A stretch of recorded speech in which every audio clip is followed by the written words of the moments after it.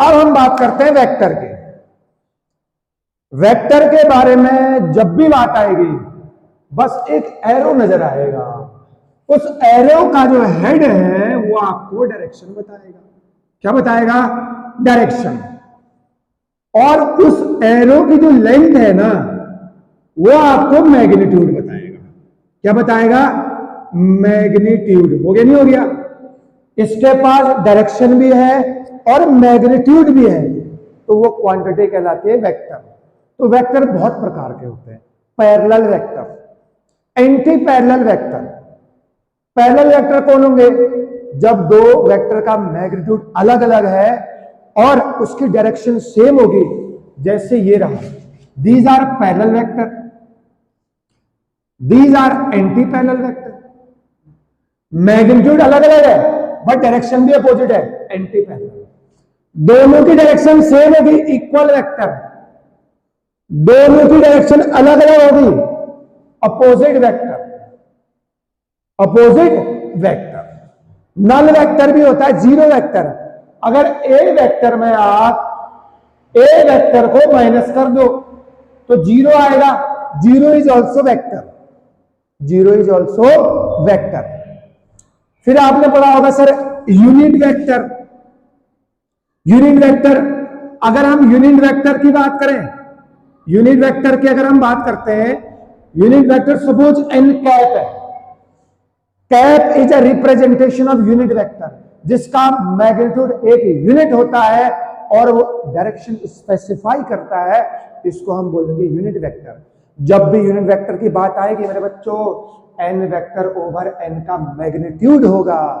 जैसे P cap, this is cap. Cap को हम यूनिट वेक्टर रिप्रेजेंट करते हैं, तो ये क्या हो जाएगा? P vector divided by magnitude of P.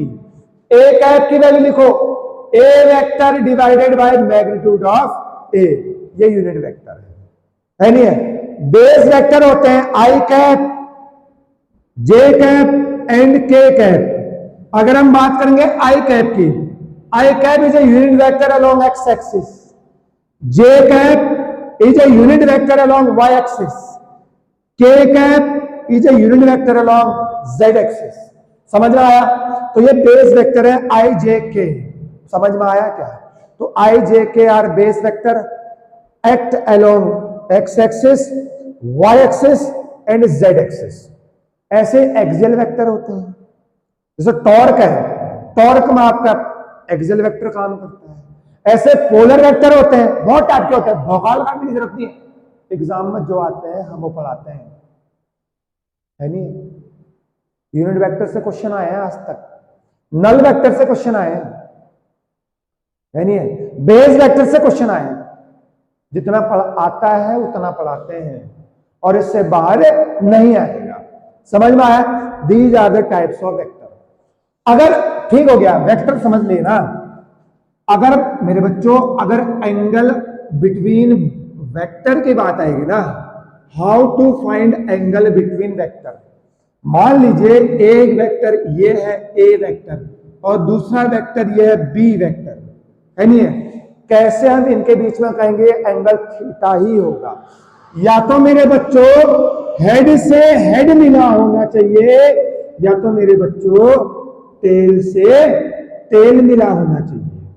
या तो हेड से हेड मिलाओ या तो टेल से टेल मिलाओ, तब आप बोलेंगे यही एंगल है। बताओ, इस वेक्टर का ये टेल है, इस वेक्टर का ये भी टेल है, तो इनके बीच में एंगल जो है वो थीटा ही है। ये देखिए, एक वेक्टर ए, एक वेक्टर बी, मान लीजिए एंगल 180 है, तो बताओ क्या इन दोनों के बीच में एंगल 180 होगा? सर बिल्कुल होगा। बताइए, इसका भी हेड है, इसका भी हेड है। या तो टेल से टेल मिलाओ या तो हेड से हेड मिलाओ। जैसे मान लीजिए सर ये रहा ए वेक्टर, ये रहा सर बी वेक्टर, ये देखो इसका हेड आ गया, है नहीं है? ये एंगल मान लो 60 है। कितना है? 60 है। क्या भी एंगल 60 है? नहीं, क्योंकि इस वेक्टर का टेल है, इस वेक्टर का हेड है। या तो हेड से हेड मिलाओ या तो टेल से टेल मिलाओ, इस वेक्टर को आगे कर दो मेरे बच्चों। वेक्टर की खासियत होती है उसको आप बिना डायरेक्शन बदले उसकी पोजीशन को बदल सकते हो। तो इस बी वेक्टर को आगे लेके आओ, देखो बी वेक्टर का हेड इधर पहुंच गया, ये बी वेक्टर का टेल यहां पर आ गया, ए वेक्टर का टेल है, ये एंगल कितना हो जाएगा 120। तो अभी ए और बी वेक्टर के बीच एंगल 60 नहीं है, तभी तुम्हारा क्वेश्चन गलत होता है, तुम लोग बेसिक में ध्यान नहीं देते हो, है नहीं है। तो यहां पर थीटा की वैल्यू कितनी होगी 120। समझ में आया। तो ये बहुत इंपॉर्टेंट है, जब हम एडिशन ऑफ वेक्टर करते हैं, सब्ट्रैक्शन करते हैं, वहां काम आता है। समझ में आया। चलिए हम अब जोड़ते हैं दो वेक्टर को, कैसे ऐड करते हैं हम देखते हैं। चलिए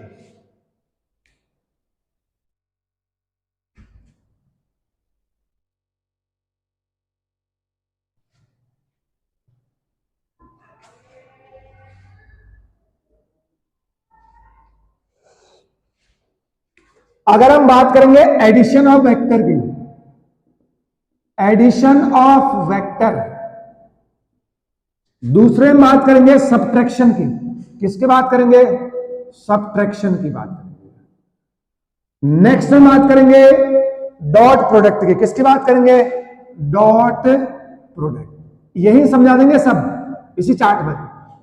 अगला बात करेंगे क्रॉस प्रोडक्ट की। किसकी बात करेंगे? क्रॉस प्रोडक्ट की। सब इंपोर्टेंट है, एक ही चार्ट में सब खल्लास। चलिए हम देखेंगे एडिशन ऑफ वेक्टर, कैसे हम दो वेक्टर को ऐड कर सकते हैं। मान लीजिए ये वेक्टर है ए, मान लीजिए ये वेक्टर है बी, और इनके बीच में एंगल कितना है मेरे बच्चों? थीटा है। तो क्या थीटा ही होगा? होगा सर, दोनों का टेल मैच है। अब ये अगर एंगल थीटा है, एक चीज बता जाए, इसको आंसर निकालने के दो तरीके, एक तो ट्राइंगल लॉ से और एक तो पैरेललोग्राम लॉ से। 11th वाले इन डेरिवेशन को बिल्कुल रट लो, क्योंकि पेपर में 2-3 नंबर का पूछा जाएगा और आपको याद करना है। यहां पर टाइम नहीं कि डेरिवेशन बता दे। देखो एडिशनल वेक्टर की बात करेंगे ना, दो वेक्टर का अगर मुझे रिजल्टेंट चाहिए तो उन्हीं के बीच में होता है। तो मेरे बच्चों ए और बी का रिजल्टेंट कहां होगा? उन्हीं के बीच में होगा। बताओ, मान लीजिए ये वैल्यू कितना आ गई? ये वैल्यू आ गया अल्फा। समझ में आ गया नहीं आ गया? अब आप मुझे बताओ आर की वैल्यू क्या होगी? Under root of A square plus B square plus 2ab cos theta. अगर दो वेक्टर को अगर हम क्या कर रहे हैं? ऐड कर रहे हैं, तो मेरा आंसर आएगा अंडर रूट ए square plus B square plus 2ab cos theta. हमेशा चाहे दो वेक्टर फोर्स ही क्यों ना हो, f1 square plus f2 square plus 2f1 f2 cos theta. अगर मेरे बच्चों यहां से थोड़ा आगे चलते हैं, अगर a की वैल्यू b के बराबर है, वो a है, suppose a equals to b और a के बराबर है, मतलब a की वैल्यू भी a है, b की वैल्यू भी a है, तो मैं यहां से आपको आंसर दे रहा हूं। तो रिजल्टेंट कितना होगा? 2a cos theta by 2। Paper में आ सकता है नहीं है? दो वेक्टर जिसका मैग्नीट्यूड सेम है बोलेगा, या जिसकी दोनों की वैल्यू सेम है, तो आंसर होगा 2 डैश।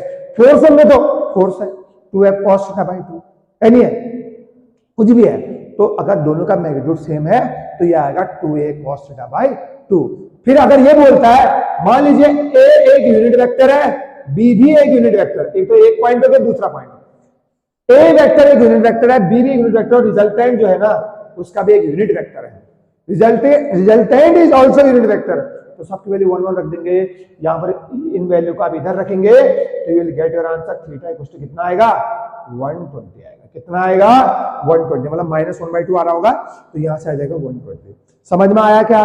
बहुत इंपोर्टेंट कॉन्सेप्ट है। जहां भी आपको दो वेक्टर को ऐड करना है, 100 a square plus b square plus 2ab cos लगाइए, you will get your answer. Any problem? तो ये है आपका। अब हम बात करेंगे सब्ट्रैक्शन ऑफ वेक्टर की। अगर हमें किसी दो वेक्टर को घटाना है ना, यहां पर माइनस लगा दो, you will get your answer. A square plus B square minus of 2ab cos theta. ये है दो वेक्टर को घटाने का तरीका। ठीक है, अब यहां से एक इंपोर्टेंट क्वेश्चन है। अगर क्वेश्चन पूछेगा, मान लीजिए a vector plus b vector का जो मैग्नीट्यूड है वो किसके बराबर है? A vector minus b vector के मैग्नीट्यूड के बराबर है। अगर ऐसा क्वेश्चन पूछता है, find the value of angle पूछेगा, find the value of theta, तो क्या करेंगे? ये वैल्यू ये वाला हो गया, रिजल्टेंट है, इसकी वैल्यू ये होगी, थीटा की वैल्यू निकालोगे यहां से कितना आएगा 90 आएगा। कितना आएगा 90। फिर चाहे वो आपको इसमें क्यों दे, i cap plus j cap equal to i cap minus j cap, तब भी आंसर कितना आएगा 90 आएगा। समझ में आया? यहां कैसे करेंगे, under A square plus B square plus 2ab cos theta equal to root A square plus B square minus 2ab cos theta, यहां से थीटा की वैल्यू निकालोगे तो 0 आएगा, सॉरी 90 आएगा। कितना आएगा 90। तो चाहे इस फॉर्म में दे चाहे इस फॉर्म में दे, आंसर सेम आएगा 90। समझ में आ गया? वैल्यू रख देंगे आप, you will get your answer. समझ में आया क्या? Very nice. चलिए ये हो गया सबट्रैक्शन ऑफ वेक्टर। अगर हम बात करेंगे डॉट प्रोडक्ट की, किसकी बात करेंगे, डॉट प्रोडक्ट की। डॉट प्रोडक्ट एक स्केलर प्रोडक्ट होता है। किसी दो वेक्टर को अगर हम मल्टीप्लाई करते हैं तो एक स्केलर देता है। वर्क इक्वल टू होता है force into displacement. Force vector है, डिस्प्लेसमेंट वेक्टर है, बट वर्क क्या है, स्केलर है। 2 जूल, ये थोड़ी बोला 2 joule right 2 joule left, 2 joule up 2 joule down, direction थोड़ी मिली है। समझ में आया? अगर मुझे ए वेक्टर ये है और दूसरा वेक्टर ये है बी, उनके बीच में एंगल थीटा है। If I have to found the value of a dot b, that will be always a b cos theta. और यहां से अगर कॉस निकालोगे कितना आएगा, a vector dot b vector over magnitude of a into magnitude of b. समझ में आया? बेटा देखो, आई को आई से इंटू करेंगे, जे को जे से इंटू करेंगे, के को के से इंटू करेंगे। आई डॉट आई कितना होता है बेटा 1, आई जे डॉट जे कितना होगा बेटा 1। बेटा मेरे बच्चों के डॉट के कितना होगा मेरे बच्चों 1, आई डॉट जे कितना होगा मेरे बच्चों 0, आई डॉट के कितना होगा मेरे बच्चों 0, जे डॉट के कितना होगा मेरे बच्चों 0, क्योंकि एंगल 90 बन जाएगा ना, तो cos 90 0। समझ में आया क्या? Very nice. आई से आई इंटू करो, जे से जे इंटू करो, के से के इंटू करो, आई आई 1 होता है। समझ में आया क्या? ये आपने करे होंगे, नहीं करे तो मेरे बच्चों क्वेश्चन आपने करने हैं। चलिए अगर एक क्वेश्चन और आता है, मान लीजिए ए कैप बराबर है 2i cap plus 3j cap plus alpha के कैप, और बी कैप बी वेक्टर है 2i cap plus 4j cap plus का 5k कैप है। नहीं है, बोलता है both A and B are perpendicular to each other, find the value of alpha. अच्छा परपेंडिकुलर है ना, तो डॉट प्रोडक्ट किसके बराबर हो जाएगा, 0 के बराबर। ए डॉट बी को 0 के बराबर रख दो, क्योंकि थीटा की वैल्यू यहाँ कितना हो जाएगी 90। कितना हो जाएगा, अगर थीटा की वैल्यू यहाँ 90 है, ए डॉट बी को 0 कर रखो, 2 to the 4 plus 4 to the 12 plus 5 alpha. I को आई से इंटू करो, जे को जे से इंटू करो, के को के से इंटू करो, 0 के बराबर रख दो, you will get your alpha. है नहीं है? यहां से अननोन, अब आप चेक कर लीजिए कितनी बार क्वेश्चन आया है, नीट एग्जाम में कितनी बार आया, जे एग्जाम में कितनी बार आया, चेक कीजिए। है नहीं है? जो पढ़ाते हैं वही आता है, जो नहीं पढ़ाते हैं वो नहीं आता है। समझ में आया क्या? चलिए ये है डॉट प्रोडक्ट। अब हम बात करेंगे क्रॉस प्रोडक्ट। भाई इतने ही क्वेश्चन आएंगे, एक और मैं देता प्रोजेक्शन वाला भी बता रहा हूं आपको। अगर क्रॉस प्रोडक्ट आएगा, ये ए वेक्टर, ये बी वेक्टर, एंगल थीटा, बताओ अगर आपको पूछेगा ए क्रॉस बी कितना होता है, A B sine theta, N cap लगा दो, एन कैप का मतलब डायरेक्शन हो गया। समझ में आया नहीं है? क्रॉस हटाओगे तो साइन लगता है, डॉट हटाओगे तो कॉस लगता है, क्रॉस हटाओगे तो साइन लगता है, डॉट हटाओगे तो कॉस लगेगा। समझ में आया? अच्छा सर देखो थीटा के निकाल लोगे, ए और बी का तो मैग्नीट्यूड है, सर क्रॉस कैसे करेंगे, ए क्रॉस बी कैसे करेंगे? सुनो अब मैं आपको एक चीज बताता हूं, यूजिंग राइट हैंड रूल। मेरा इधर को आई कैप है, ऊपर को जे कैप, बाहर को के कैप। देखो आई क्रॉस, जहां क्रॉस बोला वहां फिंगर मोड़ लो, आई ऊपर जे है, ऊपर को जाएंगे ना, क्रॉस जे, अंगूठा कहां जा रहा है, बाहर को, प्लस के कैप, प्लस का के कैप। समझ में आया? ऐसे करके करना है। मान लीजिए के क्रॉस आई, बताओ के क्रॉस आई, के बाहर को और आई लेफ्ट साइड मेरे, के क्रॉस आई प्लस का जे। समझ में आया? जैसे मान लीजिए ए वेक्टर की वैल्यू है 2i cap plus 3j cap plus का 4k कैप, और बी वेक्टर की वैल्यू है 2i cap plus j cap plus k cap, 2k cap मान लो। आपको अगर a क्रॉस b करना है, मैं आपको सिखा रहा हूं, कभी नहीं बोलोगे a क्रॉस b, कुछ नहीं करना है, 2 लाइन खींचो, ऊपर लिखो i j और k, यहां लिखो ए एंड बी, क्योंकि मुझे ए क्रॉस बी करना है, तो ऊपर ए लिखना है नीचे बी लिखना है, ए क्रॉस बी। अगर बी क्रॉस ए बोलेगा तो बी ऊपर लिखो, ए नीचे लिखो। समझ में आया? हालांकि आंसर माइनस में आएगा वही। आई की वैल्यू यहां से रखो 2 3 4, बी की वैल्यू रखो 2 1 2। समझ में आया? अच्छा आई कैप निकालो, चलो आई कैप कैसे निकलेगा? अगर आपको आई कैप पूछेगा ना, आई कैप को कवर कर दो। आई कैप निकालेंगे तो आई कैप कवर करेंगे, क्योंकि जे क्रॉस के बराबर होता है आई, जे क्रॉस के फर्स्ट होता है आई, क्या होता है आई। आई कैप को कवर करो, जे क्रॉस के 3 2 जा 6 माइनस 4 1 जा, देखो इससे इंटू कर दो, 4 1 जा 4 माइनस जे कैप, माइनस अगर जे कैप करोगे, अच्छा जे कैप आई क्रॉस के करो, आई को देखो आई इधर है, के बाहर को, आई क्रॉस के down, thumb is going down, मतलब माइनस जे कैप, इसलिए मैंने माइनस लगा दिया। या तो याद कर लो या तो मेथड सीख लो। माइनस जे कैप कवर कर दो, जे को आई को इंटू करो, आई क्रॉस जे, देखो इससे इंटू करो, 2 2 जा 4 माइनस 4 2 जा 8 प्लस के कैप को कवर करो, 2 1 जा 2, अच्छा क्योंकि ए क्रॉस बी कर रहा हूं, माइनस 3 2 जा 6।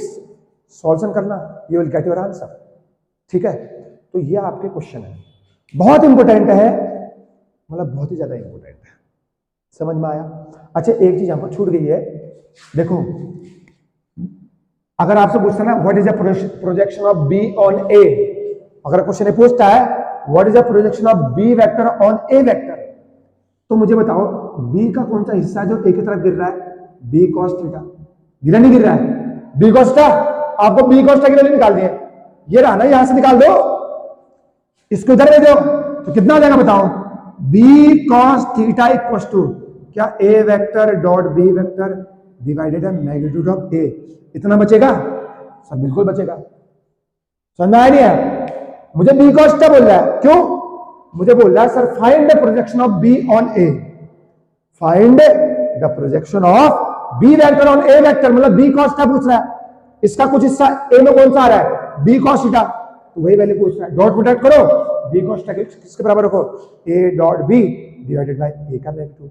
अगर ये पूछता है find the projection of b in the direction a, तो किससे इंटू कर दो? बी कैप से इंटू कर दो, किससे इंटू कर दो? बी कैप से इंटू कर दो, है नहीं है? इतना ही वेक्टर है, इतना ही आपको पढ़ना है, और इतने से रिलेटेड आपको क्वेश्चन लगाने हैं। बोल रहा हूं ना, इतना पढ़िए, थोड़ी सी रिलेटेड थ्योरी पढ़ लो, इससे न्यूमेरिकल लगाओ और बैकर क्वेश्चन लगाओ बस, और एनसीईआरटी कर लो 4-5 बार। 4-5 बार अगर वेक्टर लगाओगे, 4-5 बार अगर स्ट्रेट लाइन लगा रहे हो, 4-5 बार का चैप्टर पढ़ लो ना, you will be the topper. समझ में आया? तो ये समरी थी वेक्टर की, hope you have enjoyed it. तो अगले लेक्चर मिलते हैं, थैंक यू सो मच।